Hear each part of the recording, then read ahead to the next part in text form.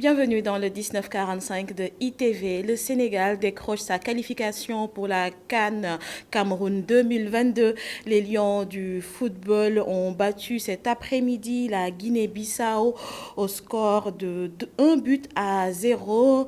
Un but de Sadio Mané inscrit à la seconde période. Le monde de la lutte a rendu un hommage à Balla Gaye numéro 1 qui vient de tirer sa révérence.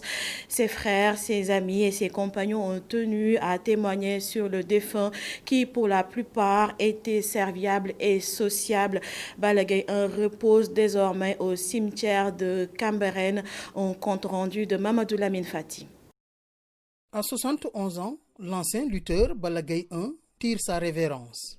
Le fondateur de l'école de lutte éponyme a marqué l'arène avec un parcours rempli. Balla nag vraiment li nu mën a moom mooy dafa baax ba dem.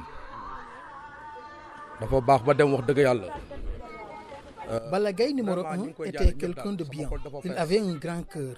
Il se fatiguait pour les autres plus que ses fils. Ku bëggoon njaboot la ku sonnoon ci doomu aadama la ndax booy xool li mu sonn ci doomu aadama yi sax sonn ko ci ay doomu jàmbur ñoo gënaloon ay doomam di ko dal ci ñoom Balla Gaye 2 ñoom Les ñoom Elton ñoom ñëpp ci loxoom lañ jaar. nekkoon na nit ki nga xam ne nit ko modeste la. foo ko masaana fekk dafa def boppam xale bu ndaw di waxtaan ak ñëpp. Il était modeste, il jouait avec tout le monde, même avec les enfants. Il était très ouvert. man nag sama doomu bàjjan la dañ doon kalante di defante lu nekk waaye nit ku baax na mbooloo bii wan ne image bi ne nit ku baax la. Balla Gaye 1 est parti. Ses qualités humaines restent dans les esprits, surtout de ceux qui ont cheminé avec l'homme. Personne dafa nekk monument boo xam ne monument mu jóge ci làmb, un modèle de la jeunesse de notre pays le Sénégal. Surtout dans notre département Pikine. Balla Gaye dafa nekk koo xam ne il était spécial. Balla Gaye 1 était un monument, un modèle, une personne spéciale. Et nous allons tous mourir, donc on doit se préparer pour ça. Man chaque jour maa ngi imaginer, chaque jour maa ngi waajal bàqe ya. Xam nga bàqe yi Touba xam nga am na Touba yi chaque jour maa ngi koy waajal. Xam naa ne fii du dara, on n'a jamais vu un coffre-fort sur un corbillard. Oto yi yeeg village yeeg virement bancaire fi nga koy bàyyi. Kon loolu bàmmeel lu jar a bàyyi xel la. Balla moom ku amoon njëriñ la nit ku baaxoon la baaxaay bi foo ko takk moom passé na ko dafa sociable loon quoi loolu moom ñëpp xam na ko ay junni booy jaar nañ si moom. Balla Gaye 1 était serviable et sociable. Il a aidé beaucoup de jeunes avec son école de football et son parc artisanal où il formait beaucoup de jeunes. ubbi pàkk law bi sax fu ñuy yattee moom ko ay law bi toog dafa yatt ay aar di yóbbu seen kër di jariñ ba actuellement sax am na ñoo xam ne sax tukki nañu sax bitum réew. Balla moom bari na lu mu def moom ci Sénégal wax dëgg yàlla. Le monde de la lutte en deuil. Balla Gaye numéro 1 n'est plus. Ses amis, ses frères et ses compagnons l'ont accompagné dans sa dernière demeure au cimetière de Cambérène où il repose désormais pour toujours.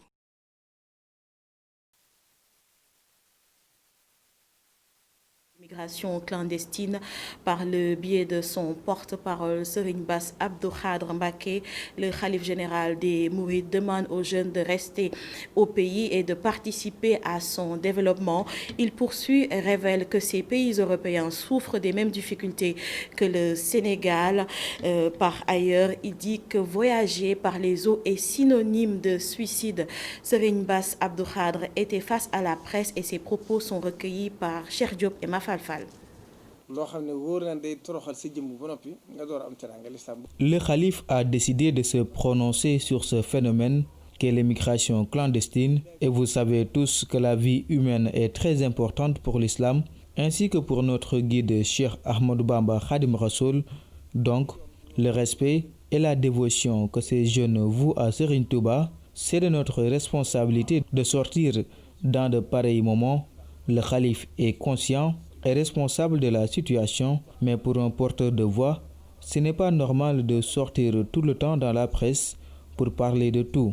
Sur ce, le khalife considère cette émigration comme du suicide, et le suicide, c'est prohibé par notre religion qui est l'islam. Nous savons tous que ces jeunes veulent réussir, mais il faut le faire en restant ici, au Sénégal. Le khalife, toujours soucieux de l'actualité du pays, demande à tous les candidats à l'émigration de se ressaisir. Une fois la nécessité de voyager, il faut choisir la voie légale. C'est ce que nous a demandé le prophète. En tant que musulmans, nous devons avoir foi en Dieu et cela demande un certain type de comportement. Les travailleurs de l'usine de la CSS de Richard Toll sont très remontés contre la ministre du Commerce. Ils l'accusent d'avoir autorisé de connivence avec des commerçants véreux une quantité très importante de sucre, plus que le quota qui était prévu. Une situation qui menace directement leur emploi. Momar Alisnian. La compagnie sucrière sénégalaise est dans l'agonie et son bourreau ne serait personne d'autre que la ministre du Commerce, selon les travailleurs de l'usine de Richard Toll. Nous sommes au regret de constater que le ministre du Commerce s'amuse avec nos vies et celles de nos familles, avec la complicité d'hommes d'affaires véreux et de fonctionnaires corrompus qui falsifient, manipulent frauduleusement des DIPA. Ils ont déversé plus de 70 000 tonnes de sucre sur le marché, alors que leur part dans la répartition du GAB ne devrait pas dépasser 20 000 tonnes. Ceci entraîne une situation de main-vente jamais égalée dans l'histoire de notre pays et par risque, par ricochet, nous expose à la perte imminente d'emplois de milliers de pères de famille. Pour les 11 organisations syndicales que compte la CSS, il est plus qu'urgent que le chef de l'État se prononce sur leur situation. Aujourd'hui, il est évident de s'en rendre compte, parce que le peuple s'en est très vite rendu compte, parce que pendant que la CSS disposait de quantités suffisantes et à moindre coût, ces autorités ont préféré les acheter à l'extérieur et à des prix exorbitants. Cela montre tout le corona business qui maquillait un peu cet apport aux populations démunies face à la maladie de Covid-19. Quand l'État se comporte de la sorte, pour autant le sucre que pour les pâtes, le riz et l'huile, il n'y a plus de doute que cet État n'a plus pour préoccupation l'emploi et les entreprises locales. Pour mieux se faire entendre, ces travailleurs du sucre comptent organiser dès le samedi prochain une marche de protestation. La mairie de Bargny a dégagé une enveloppe de 11 millions pour accompagner les écoles publiques comme privées en fourniture scolaire. Les meilleurs élèves de Bargny ont été au baccalauréat et aux examens professionnels ont été aussi récompensés. À travers ce geste, le maire veut créer une émulation pour que les apprenants fassent de meilleurs résultats cette année. Mamadou Diouf Meng, conseiller technique du maire de Bargny, chargé du sport et de la jeunesse, et au micro de Babacar Seck. Depuis son avènement au niveau de la commune de Bargny, chaque année, il dégage une enveloppe de 11 millions destinée aux fournitures scolaires pour les écoles publiques et privées, élémentaires et aussi les DAR. Donc cette année-ci aussi, en marge de l'ouverture des classes, il procédait à ces remises symboliques. Mais au-delà aussi de ces remises, il y a eu aussi une cérémonie de distinction de prix à l'endroit des meilleurs élèves. Parce que je pense que l'année scolaire s'est déroulée dans un contexte de pandémie. Et quand il s'agissait d'ouvrir les écoles, l'État a mis l'accent sur les classes d'examen. Et au sortir de ces examens, comme il y a des élèves de Bargny qui sont distingués au baccalauréat, que ce soit technique, général ou arabe, il fallait aussi les distinguer. C'est pourquoi on a choisi de primer l'ensemble des élèves de Bargny qui ont eu le baccalauréat avec la mention. Au niveau du concours d'entrée aux écoles préparatoires, à l'école préparatoire militaire Charles Thiororé, le premier au niveau national, il est de Bargny. Et il a tenu aussi à ce que ce dernier soit de la fête. Donc je pense que cette cérémonie s'inscrit dans le cadre de sa politique éducative, parce qu'il a mis l'excellence au cœur du dispositif. Une politique d'emploi qui prend en compte la dimension macroéconomique de l'emploi. Voilà ce que préconise le directeur général de l'OIT au Sénégal, en Gambie, en Cap-Vert, en Guinée, en Guinée-Bissau, devant le JDD. Draman Aïdara pense que c'est une solution pour régler la problématique du sous-emploi, mais aussi celle de l'immigration irrégulière qui connaît ces derniers temps de nouvelles vagues avec des bateaux de fortune dans lesquels on note même la présence d'enfants. La synthèse de Abdourahmane Li. La nouvelle vague de migration irrégulière ne serait que la conséquence de la crise sanitaire qui en aurait entraîné une autre, celle du travail et de l'emploi. C'est en tout cas l'analyse du directeur de l'Organisation internationale du travail au Sénégal devant le jury du dimanche.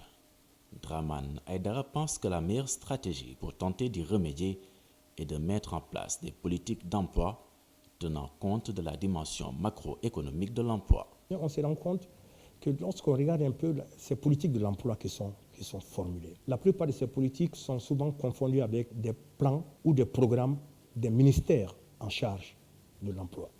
Alors que la politique de l'emploi est d'abord une politique macroéconomique. Parce que l'emploi lui-même n'est pas sectoriel. L'emploi, il traverse tous les champs de l'économique et du social. Et donc, si on veut développer une véritable politique de l'emploi, il faut que cette dimension soit prise en compte. Une crise de l'emploi qui pousse des parents à embarquer leurs enfants dans des bateaux de fortune pour l'Eldorado. L'exemple patent d'Oudou Faye. À 14 ans, il a fini dans le cimetière bleu. Une tragédie qui ramène dans l'air du temps la question des enfants travailleurs. L'Afrique étant le continent qui en compte le plus. Dramane Aïdara révèle l'existence d'un arsenal juridique au plan national et international pour lutter contre les pires formes de travail des enfants. La place de l'enfant, c'est à l'école. Et donc, les législations que nous adoptons aujourd'hui, les mesures que nous préconisons, les politiques et les programmes que nous formulons, c'est d'abord de faire en sorte que les enfants puissent aller à l'école, mais en même temps aussi d'apporter des soutiens aux parents pour éviter que des enfants puissent continuer à travailler. L'OIT, à travers son représentant au Sénégal, se dit favorable à la révision du Code du travail au Sénégal. Ce pour un environnement des affaires attrayant et surtout pour protéger les travailleurs. Et le rapport classant le Sénégal 3e sur le podium des pays les plus touchés par le chômage n'est pas de l'OIT. Dramane Aïdara, qui l'indique, précise qu'au lieu de 48% de taux de chômage, c'est bien 16% comme annoncé par les autorités sénégalaises. Dramane Aïdara est interrogé par Mamadou Ibra Kane. Nous avons aussi appris, en même temps que vous, en même temps que d'autres de vos auditeurs, la publication de ce rapport. Et en disant que c'est un rapport de l'Organisation internationale du travail. D'abord, ce rapport n'est pas un rapport de l'OIT. Ensuite, préciser que l'OIT ne produit pas des rapports nationaux. Notre rôle, c'est d'accompagner les instituts nationaux de statistiques. Les chiffres que nous avons à notre niveau, que nous considérons aujourd'hui dans nos réflexions, dans nos études concernant le Sénégal, c'est les chiffres de l'ANSD. Et ces chiffres qui parlent de 16%. Donc ce sont ces 16% que nous, en tant qu'OIT, nous utilisons aujourd'hui comme taux de chômage officiel au niveau du Sénégal. Auparavant, des enfants venus du village pour poursuivre leurs études étaient reçus dans des familles d'accueil. Mais la tendance n'est plus vraiment d'actualité. Les parents rencontrés évoquent une situation économique difficile. D'autres préfèrent éviter certains conflits sur leur toit. Un reportage de Aïssata Diak. Auparavant, les nouveaux bacheliers qui quittaient leur village étaient bien accueillis dans leur famille d'accueil à Dakar. Ils y vivaient comme s'ils étaient chez eux. Mais aujourd'hui, cette hospitalité devient de plus en plus rare. Pourquoi? Chacun y va de son commentaire. Les conséquences sont nombreuses. Déjà, les maisons sont bien plus étroites. Donc, juste avec sa famille réduite, que ce soit sa femme et ses enfants seulement, on est déjà à l'étroit. Donc, ça rend difficile de pouvoir accueillir d'autres personnes. Ensuite, si quelqu'un est né autre part et qu'il a grandi avec certaines valeurs, il peut y avoir des accrochages, même si c'est un parent, car l'éducation n'est pas la même. Cette mère de famille soutient que certaines personnes changent de comportement.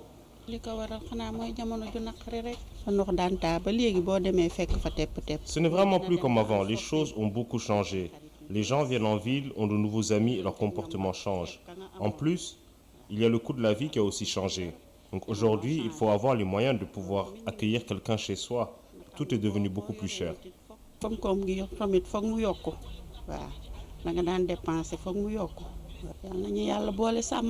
Alioune Badara Diagne, lui, parle d'un problème d'intégration. Ce qui se passe réellement au Sénégal, tu invites ta nièce chez toi, ou bien tu invites ton neveu chez toi. Il vient organiser la pagaille. Il vient semer la pagaille pour diviser pour mieux régner. Tout le temps des problèmes, des petites disputes, des détails familiales, ce qu'elle ne doit pas faire ou bien ce qu'il ne doit pas faire. Tout le temps dans les maisons, ce qui n'arrivait pas tout le temps dans les maisons. Parce que là, tu vois, il y a ta nièce, tu l'appelles pour qu'elle vienne pour que tu puisses lui donner une bonne conduite. Non, non, non. Elle est venue pour séparer ta famille. D'après nos interlocuteurs, cette hospitalité a carrément disparu avec l'évolution du niveau de vie au fil des générations. Et la note culture, Alimatou Halima Gadji alias Marem dans la série Maîtresse d'un homme marié, Sacré Sotigui Awards 2020 dans la catégorie meilleure interprétation féminine, série TV. Sa rivale Lala, de son vrai nom Neibintelei, a remporté quant à elle le Sotigui du meilleur espoir féminin. Les lauréates sont au micro de Ndiagacham. J'ai dû passer le casting 3 fois pour être retenue pour le rôle de Marem Diallo. Et ce que j'ai envie de dire, c'est la série Maîtresse d'un homme marié n'est pas seulement une histoire qui retrace la vie de Cher, de Marem ou de Lala. C'était une occasion pour nous de raconter la vie de 5 femmes qui représentent la société. Quand ça a dépassé les frontières, on ne s'attendait pas à autant de succès et de voir que toute l'Afrique soutenait ce projet. Je suis énormément émue ce soir. En tout cas, c'est pour moi un honneur d'être aujourd'hui parmi cette foule, ce monde du cinéma, parce que ma première a été nominée, elle a eu son prix. Ma deuxième a été nominée, elle a son prix. Un homme polygame, 2 femmes et 2 décorations. Franchement, il faut le faire. Je pense que j'ai bien entretenu mes femmes et je suis très heureux aujourd'hui de recevoir ces prix. Les Sotigui Awards, qui étaient à sa 5e édition cette année à Ouagadougou, récompense des acteurs africains et sa diaspora, étaient également nominés d'autres acteurs sénégalais comme Souleymane Jules Pro et Amélie Mey. Parlons environnement, comme tous les dimanches. Créé en 2002, le bilan carbone fait référence à la principale démarche de comptabilisation des émissions de gaz à effet de serre. Il vise à identifier les principales sources d'émissions de gaz à effet de serre afin de les réduire par la suite après l'élaboration d'un plan d'action. Un récit de Moustapha Gabardio.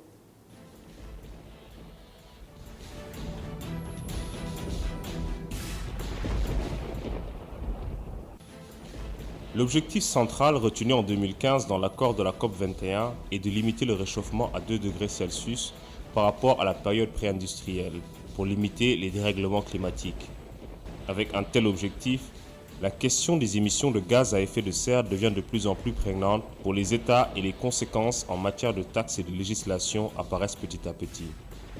Les organisations sont ainsi amenées à s'engager dans une démarche de gestion de leurs émissions de gaz à effet de serre tant par responsabilité sociétale que pour s'adapter à de nouveaux contextes économiques et réglementaires.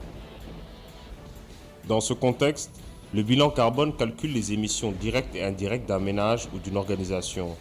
Il permet ainsi de prendre conscience et d'évaluer l'impact réel d'une organisation en matière d'émissions de gaz à effet de serre afin de les réduire par la suite. Elle est de plus en plus employée dans le cadre de la lutte contre le changement climatique. Pour rappel, en un siècle, la température de la planète a augmenté de 0,74 degrés Celsius en moyenne. Une augmentation qui résulte d'une élévation de la concentration des gaz à effet de serre dans l'atmosphère. Les gaz à effet de serre maintiennent la température du globe à une température moyenne de 14 degrés Celsius. Mais les activités humaines font augmenter trop fortement leur concentration dans l'atmosphère depuis les révolutions industrielles, ce qui provoque le réchauffement climatique.